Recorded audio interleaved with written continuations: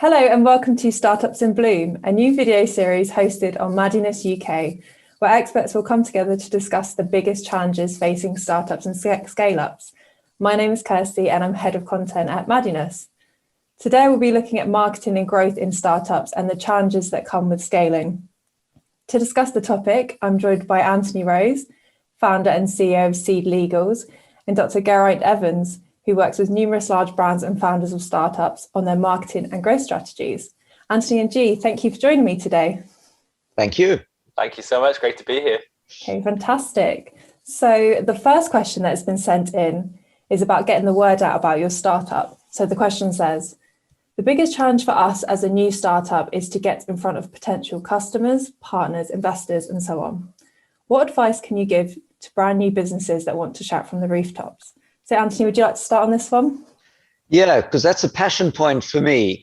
And I think, you're a baby startup. You want investors to trust you. For investors, they see endless numbers of startups. And if you want to invest, how do you know what's a good investment? And once the company's got revenue and traction and so on, then that's clear. But until then, how do you try and create a bit of signal from all the noise that's out there?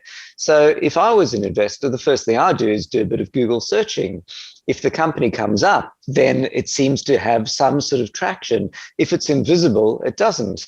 If I keep hearing people talking about the company, then that's a key thing. So what you want is an investor to have heard of you from several other people. And then firstly, it's the trust factor. And secondly, if they perceive you guys are everywhere, then they're going to want in. And I mean, if we think about Clubhouse now, people have heard enough from enough other people about Clubhouse, they go, this thing must be huge. No one really knows if anyone's using it, but you keep hearing about it. So here's my advice, which is taken from, I think, Napoleon.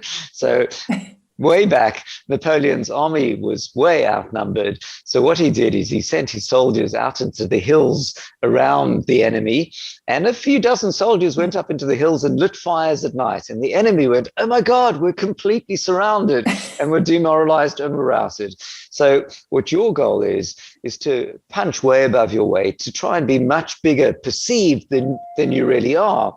And that means, can you create blog posts? Can you get into popular, if you're a tech organization, can you get an article in Sifted or TechCrunch or tech.eu? Can you get blog posts out? Can you have Google find you with different things? Can you be in events? So if you can appear in multiple places for an investor, they will perceive that you're way bigger than you really are. And that is a key indicator of early success well before you've got traction later. Yeah, online presence is a really big thing in this field, I know. And G, what do you think about this? Yeah, look, I think definitely agree with everything Anthony said there. I mean, I think the one thing I say to founders and startups and people who look at it like in personal brand and all kinds of stuff is that think about first impressions. Building on the point that Anthony just made, I cannot emphasize enough how important it is that people that are aware what their social media profile looks like, what their LinkedIn profile looks like, what their branding looks like, their website, whatever it is that is getting them as founders and leaders of their business, and also the companies they're trying to get that support for and that investment for, they need to be so cognizant of the fact that people are going to make an instant judgment. None of us like that, but we're all human, right? And I think we can all identify with, less than a second of just seeing something and making that decision. So a lot of the work I do is making sure it all looks on point. And often, a lot of the companies I work with, they struggle, to see the need to invest in that, to understand, why they need to put things like branding and their own content and their own blogs and everything else Anthony just said. Why put that ahead of development or product development? I mean, the answer is really to do it all. You can't just have an amazing product, a fantastic idea, if when people land on it, see it and find it, that they don't instantly understand what you're about, and also get that sense of kind of credibility and also authenticness as well from the company and the founders themselves. So it's all about making that first impression, as it is in life, but it's very, very important with investors. I think one of the challenges is some founders are naturally introverts. Some are salespeople and out there, but picking up on the personal brand thing, I think that's super important, because initially it's just the founders. There is no company. And then, of course, you need to transfer that from yourself to the company and build the company. So, myself, I'm a tech guy by background. When I first did a Myers-Briggs profile, I was an INTJ. The I is an introvert. And then when I did it again a few years ago, it was an ENTJ. It's like, that's become the extrovert. And I think that comes from having to develop that. And initially, it might be slightly uncomfortable, but it is key. You're not going to get either customers ultimately or investors finding you unless you create some brand or presence, or can employ people to do that on your behalf. But initially, it is the founders, and that's going to be a key founder attribute. And I think investors are also going to be investing in founders where they perceive they've got an ability to do that, because they know that that's going to be important in building the business. Okay, fantastic. And we have another interesting question that we received, which is about plateauing after quick growth, which I'm sure a lot of startups and scale-ups have experienced. So the question says, typical marketing channels don't seem to be working anymore. People know us as we've been around for years, but how do we light a fire under our business to help grow again? So G, did you want to start this time?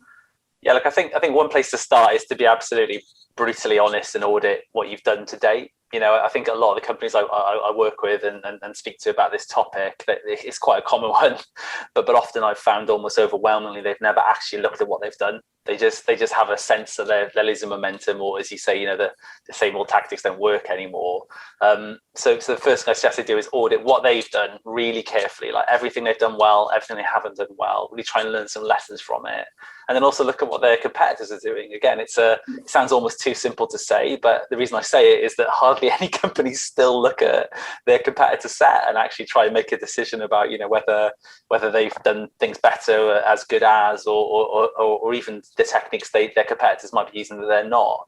It's those two fundamentals to start with. And you often find that just a small tweak in methodology or a small tweak in content approach or something that just slightly changes the way that the founders talk about themselves or the company can mean that the way they've always done it suddenly explodes and gives them that momentum. But often they're making, I guess, kind of subjective judgments about their marketing, and they're maybe not grounding it in too much sort of analysis or potentially looking at what others are doing too. So sorry to the viewers of this, that might sound totally sort of suck eggs, but it is definitely what I found to work for a lot of companies. Yeah, I think sometimes it's so easy to get consumed by what you're doing and only thinking about the methods that you're already using, simply looking outside the box, which again is something that we all know to do, but it doesn't immediately come to mind when you're needing that new sort of approach. Anthony, what do you think about this one? Yeah, so great questions. And in fact, the multi-million-dollar question, but let's take a step back and think about the life of a startup. So once upon a time, the founders have an idea, and of course, it's completely unvalidated. So you then spend ages building it, and then you launch it. And with launch, you manage to get in TechCrunch, and you get some PR, and then there's a big spike, and then you think life is good, and then the spike goes all the way down again, because actually your bit of initial PR is over, and now you've got people really using it. And then slowly you work on SEO and content and features, and hopefully it claws its way up again. And now there's growth. Hopefully, if you get there, it may turn out you're still in this trough trying to look for anyone who's trying to find your product and trying to find the product market fit. But let's say that there's growth, and then the growth starts tailing off. And so now the question is, why is it tailing off? Is it because actually there are a lot of people using your product, but your pricing, you're not taking advantage of the money that you could be making? You could have changed to a subscription model, change your pricing. Number two, maybe you've saturated the market. You've just got everyone who is likely to want your products already using it, and you need to do something else. Thirdly, maybe people just don't understand what it is that you're doing. So what I like to think about at SeedLegals is, right now, something like 1 in 6 early stage funding rounds in the UK is on SeedLegals, which I think is awesome, right? In the space of 4 years, 1 in 6 of all these law firms that have been doing it like since Queen Elizabeth I. They didn't really do startups then, but still. So we've got 1 in 6 in the market. But the way I look at it is 5 in 6 people are not using us. So where's the funnel? The funnel is some of those have just never heard of us. Some of them have heard of us, but don't think that when they look at our website that we're for them. And some of them might look at our website and realize it's for them, but decide not to. Or maybe some people said their investors can't use it. So if we think about all the people who are not using us and then look at the funnel and try and figure out at each step what we might do. And some of the things might be related to product enhancements. Some might be marketing. Some might be actually, we're just never going to win those people. We shouldn't even bother with that. But then I think the challenge that companies have is, if you have plateaued, are you a few small product features away from the taking off again? Or do you have to do, I think, what's sometimes called the jump the shark moment, some crazy thing? And you often see telcos, for example, doing the crazy thing. You know, there is a staid telco that's plateaued, or a bank, and suddenly they get into making content. It's like, where did that come from? Yeah. So there's an executive that's decided, shit, growth has stopped. Let's go crazy and let it get into Bitcoin-based, NFTs, and it's completely unsuited for your business. And the challenge is, if you're a big company with a revenue stream, you can afford to roll the dice on various crazy adventures. And if they don't work, you just keep going. But if you're a startup that isn't making revenue and you have a burn rate, every time you roll the dice, you're one step closer to running out of money. So this is really the plateau problem, to get to the essence of it. Is it a set, and for a founder, and I've been there as well, and it's a really stressful problem, because do nothing is going to lead to, if you're cash flow negative, you're going to run out of money. So options are cut costs. So while you think about the problem further, scenario 2 is have a theory from the CEO to do X. Scenario 4 is ask the team what to do. That's a bit difficult. You want to, of course, create as much ideas and ideation, but you can't go, team, I'm totally out of ideas. Anyone know what we should do? How do we get out of the desert here? We're all going to die otherwise. That's probably not the motivational speech that everyone wants, because otherwise they'll be updating their resume pretty quickly. And the other scenario is to try and pick a few big bets. So how do you use some sort of scientific method to make some bets, maybe some big or some small, but test them on paper, call customers and ask them.